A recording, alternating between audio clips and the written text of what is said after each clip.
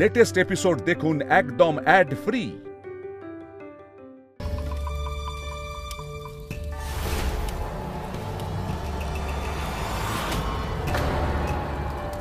আরে ও তো অনেক আগেই বন পার হয়ে চলে গেছে, কিন্তু কি করে? ওইটুকু একটা বালক রাহুর এই আগুন থেকে বাঁচলো কি করে? এটা কি শুধু সংযোগ, নয় বিষ্ণুর লীলা? আমাকে সেটা জানতেই হবে। কানাই, তুই রাহুর দৃষ্টি থেকে দূরে যেতে পারবি না, কারণ রাহুর সম্পূর্ণ দৃষ্টি তোর ওপর আর তোর মায়ের ওপর রয়েছে।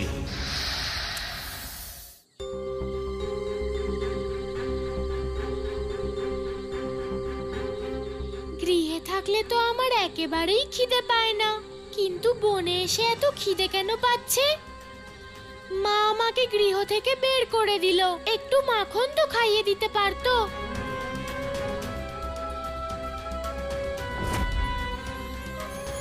দেখি তো মা আমাকে এই পুটলিটা কেন দিয়েছে? এতে আবার মাখন নেই তো? নিশ্চয়ই এতে মাখনই আছে।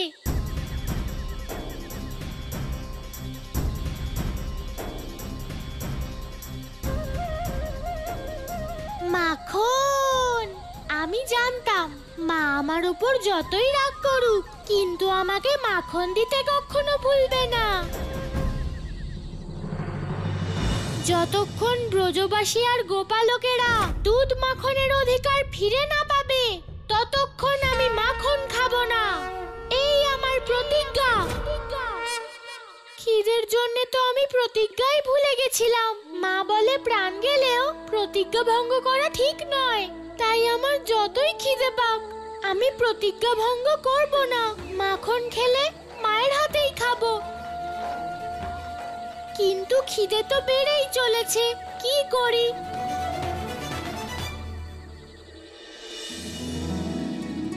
কুল, এত কুল! আজ আমি পেট ভরে কুল খাবো।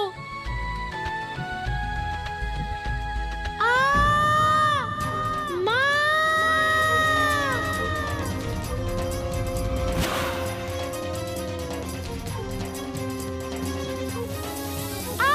মা, আমার পায়ে কাটা ফুটেছে। মা! মা! আমার খুব ব্যথা করছে। মা! নারায়ণ নারায়ণ। প্রভু, নন্দলাল তো স্বয়ং পরম অবতার। সে এই সংসারের সমস্ত ব্যথা উপশম করতে সক্ষম, কিন্তু একটা ছোট্ট কাঁটা ফোটার কারণে সে এতটা ব্যথা পাচ্ছে। এর কারণ কি প্রভু?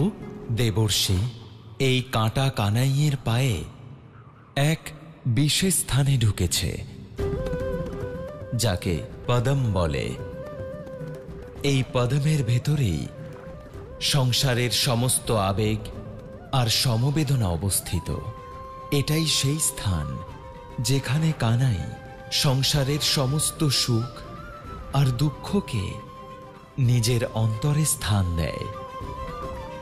তাই এই কাঁটা ফুটে যাওয়া কানাইয়ের জীবনের এক অত্যন্ত গুরুত্বপূর্ণ ঘটনা দেবর্ষি। নারায়ণ নারায়ণ। আমি ঠিক বুঝলাম না প্রভু। দেবর্ষি, কানাইয়ের এই সংসারে আসার এক বিশেষ উদ্দেশ্য আছে। যেদিন কানাইয়ের সেই উদ্দেশ্য পূরণ হবে আর তার পদমে স্থিত সব আবেগ নিঃশেষ হয়ে যাবে, সেই দিন এই সংসারে কানাইয়ের যাত্রা সমাপ্ত হবে। আজ কানাইয়ের সমবেদনায় পরিপূর্ণ সেই পদমে কাঁটা ফুটেছে। এই কারণেই কানাই আজ এত ব্যথা পেয়েছে।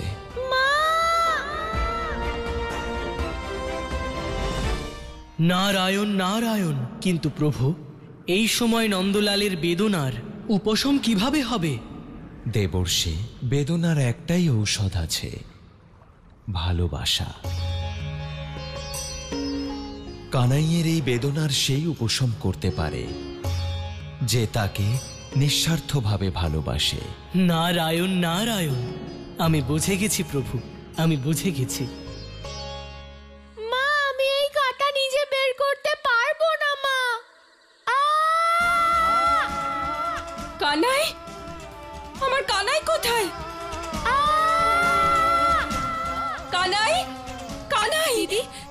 কানাই কোনো বিপদে আছে। যশোদা দিদি, কানাই!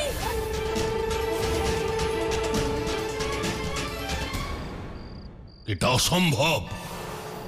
এই মায়ের ওপর থেকে রাহুর প্রভাব কিভাবে কেটে যেতে পারে? কানাই, কানাই চিন্তা করিস না কানাই, তোর মা আসছে কানাই। হঠাৎ করে যশোদার কি হলো? এই তো গৃহ থেকে কানাইকে বের করে দিল, আর এখন এমন ভাবে ডাকছে যেমন করে হারিয়ে যাওয়া বাছুরকে তার গাভী মা ডাকে। কাকি, এর থেকে ভালো কথা আর কি হতে পারে? মনে হয় নারায়ণ আমাদের প্রার্থনা শুনেছেন। এবার আমাদের কানাই পুনরায় গোকুলে ফিরে আসবে। আমার মনে হয় আমাদের সবার যাওয়া উচিত কানাইকে আনতে। চলো চলো চলো চলো। কানাই! নন্দরানী, নন্দরানী কোথায় চললেন? আবার কোথায়? কানাইকে আনতে। আমি জানতাম যশোদা কাকি কানাইয়ের থেকে দূরে থাকতেই পারবে না। চলো দামু কাকা। হ্যাঁ চলো। কানাই! আরে যশোদা কাকি, এই চল চল গিয়ে দেখি। চল। মা, তুমি তাড়াতাড়ি এসো মা। তুমি কোথায় মা? কানাই! নন্দরানী,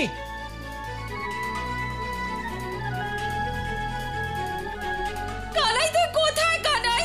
কানাই, কানাই, কানাই, কানাই, কানাই, কানাই কোথায় তুই? কানাই, কানাই, কানাই, কানাই, গোয়ালা, কানাই, কানাই! কানাই, কানাই তুমি কোথায়? মা, মা আমি এখানে মা। কানাই! কানাই! কানাই! কানাই!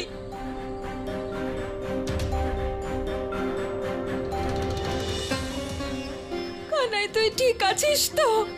হ্যাঁ মা, তুমি এসে গেছো, এখন সব ঠিক হয়ে যাবে মা। আমার কানাই ডাকবে আর আমি আসবো না, সেটা হতে পারে? কানাই, আমায় ক্ষমা করে দে কানাই, আমি জানি না আমার কি হয়েছিল। কিন্তু এই কাঁটা, কাঁটা? দেখা, এটা কি করে হলো?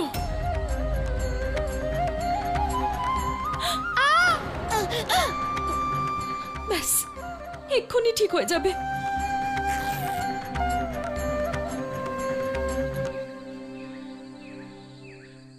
চল কানাই, আমি তোকে এই জঙ্গলে এক মুহূর্তও থাকতে দেব না। নারায়ণ নারায়ণ। প্রভু, মা যশোদা তো রাহুর প্রভাবে ছিলেন, তাই না? আর সেই কারণেই উনি কানাইকে শাস্তি দিয়েছিলেন, ওকে গৃহ থেকে বের করে দিয়েছিলেন। কিন্তু এখন যেন মনে হচ্ছে প্রভু যে ওনার উপরে রাহুর কোনো প্রভাবই নেই, আর না রাহু কালের। এই কি করে সম্ভব হতে পারে প্রভু? দেবর্ষি, কোনো অশুভ শক্তি ভক্তি আর ভালোবাসার সম্মুখে দাঁড়াতে পারে না। কানাই মা যশোদাকে যে ভক্তি আর ভালোবাসায় ডাক দিয়েছে, তার দ্বারা কেবল মা যশোদার ওপর থেকে রাহুর প্রভাব মুক্ত হয়নি, বরং তার মনও পুনরায় অতীত থেকে বর্তমানে ফিরে এসেছে, যেখানে রাহু তাকে স্থাপন করেছিল। নারায়ণ নারায়ণ। ধন্য প্রভু, পরম অবতার শ্রীকৃষ্ণের করুণা আর তার মহিমা ধন্য। মা, আমার খুব জোরে খিদে পেয়েছে মা। হ্যাঁ কানাই, দামোদর দাদা,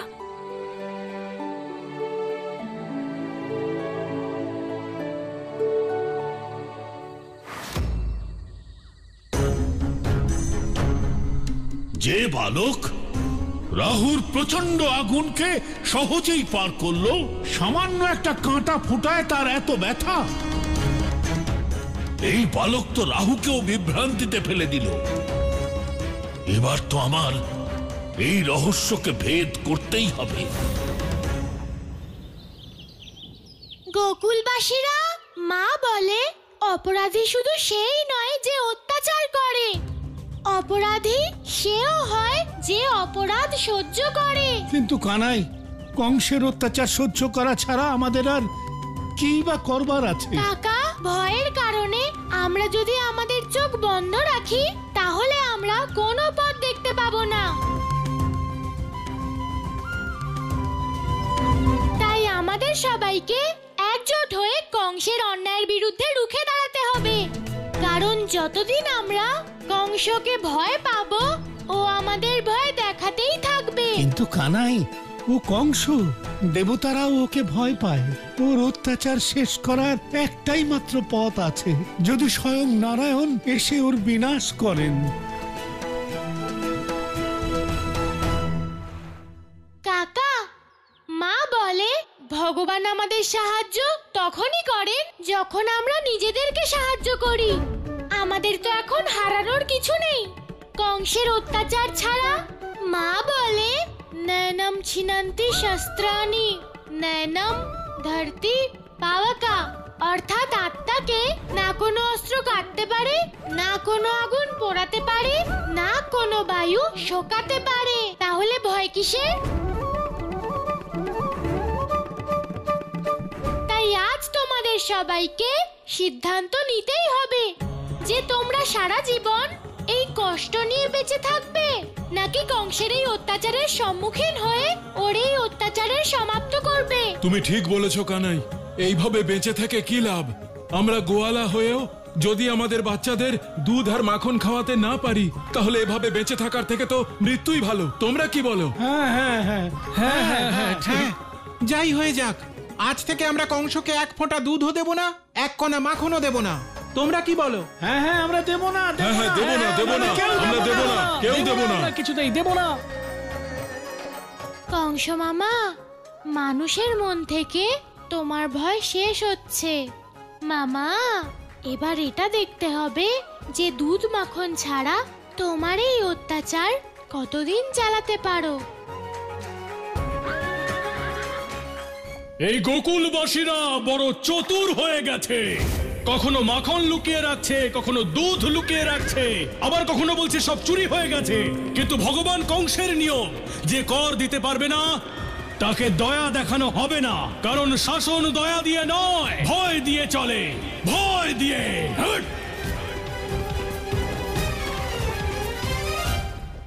আজ ওদেরকে এখান থেকে খালি হাতেই ফিরে যেতে হবে। আমরা সিদ্ধান্ত নিয়ে নিয়েছি যে গোকুলে সেটাই হবে যেটা কানাই বলবে। চলো সবাই। আমি রাধা, আমার বাবার কাছে 1 লক্ষ গাভী আছে। জানো গোয়ালা, আমি তোমার জন্য এই সুস্বাদু পেড়া বানিয়েছি, তাও নিজের হাতে, আর শুধু তোমার জন্য।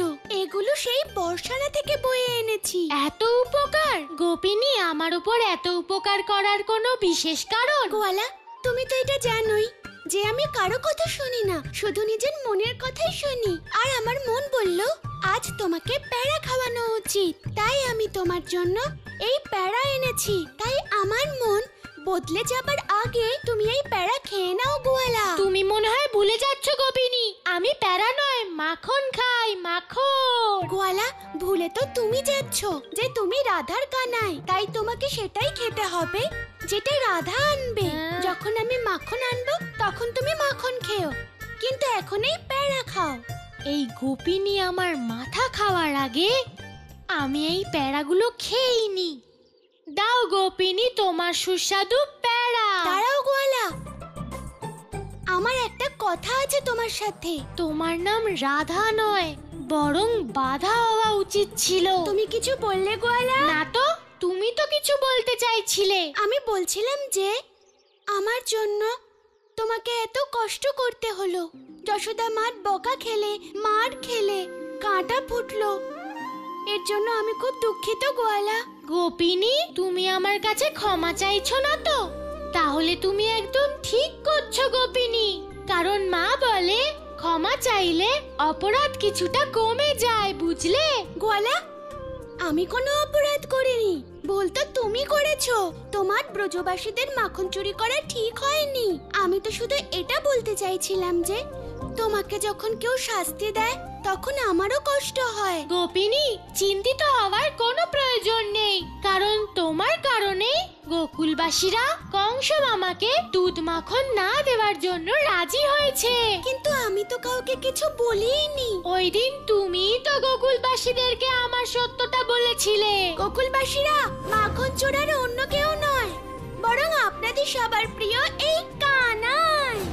আজ যা কিছু হচ্ছে ওই ঘটনার জন্যই হচ্ছে, তাই তুমি সবাইকে সত্য বলে কোনো ভুল করনি। গোয়ালা, আমি রাধা, আমি জানি যে আমি কখনো কোনো ভুল করতেই পারি না।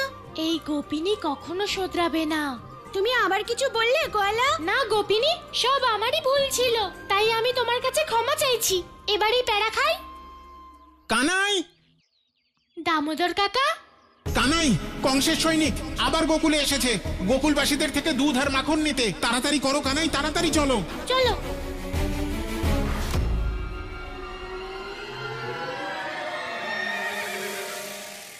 এইভাবে ফেল ফেল করে তাকিয়ে আছো কেন?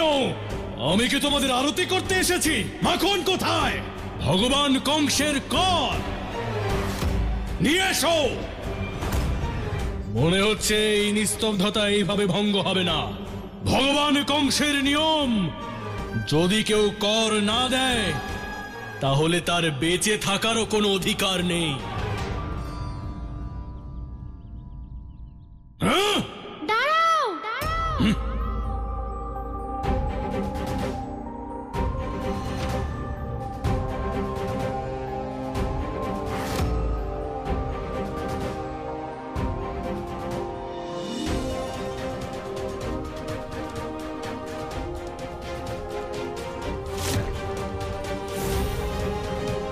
আলম্বাসুর, যেই গোকুলবাসীদের দুধ মাখন খাও তাদের উপর অত্যাচার করো তোমরা।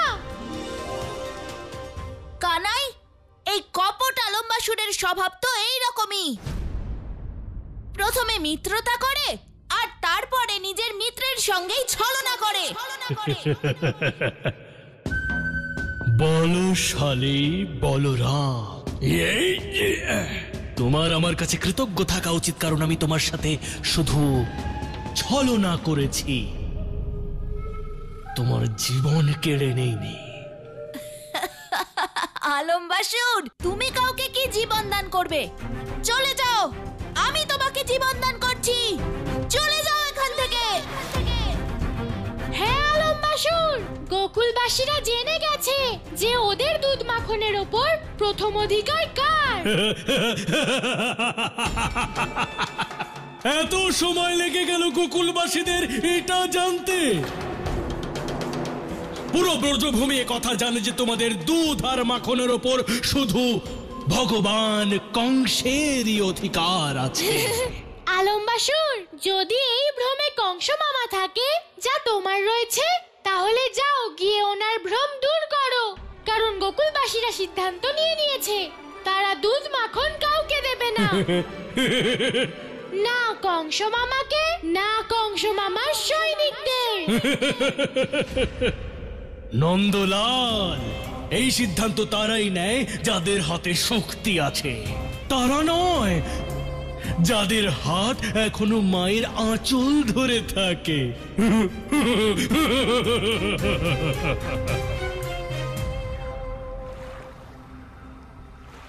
কে আটকাবে আমাকে দুধ আর মাখন নিয়ে যাওয়ার থেকে? এই গোকুলবাসীরা, যারা খাওয়ার জন্য আধ মুঠো খাদ্য শস্যও পায় না। আরে দাঁড়িয়ে দেখছো কি?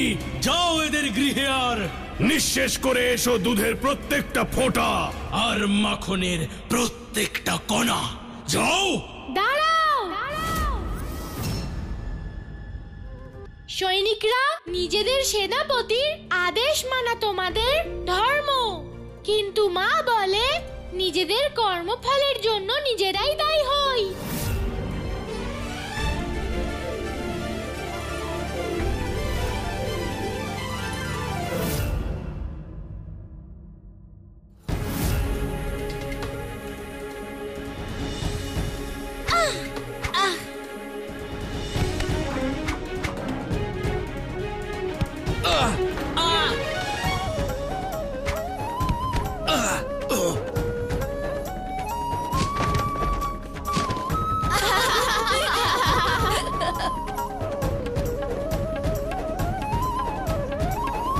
আমি তো প্রথমেই বলেছিলাম, কিন্তু কংস মামার মতন তার সৈনিকরাও শোনে না।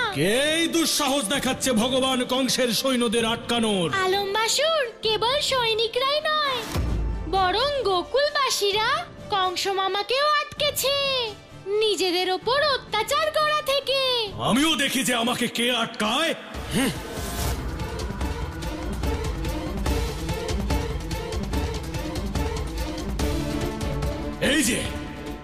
এই যে তোমাদের দুধ,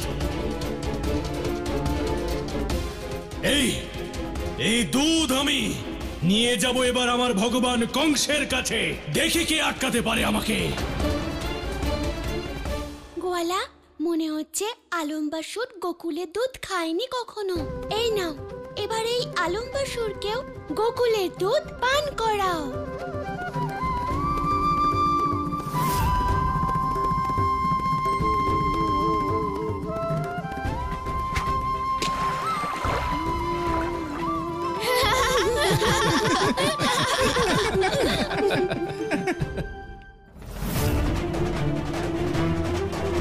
নন্দলাল, তুমি যে অপরাধ করেছ তার শাস্তি কেবল মৃত্যুদণ্ড।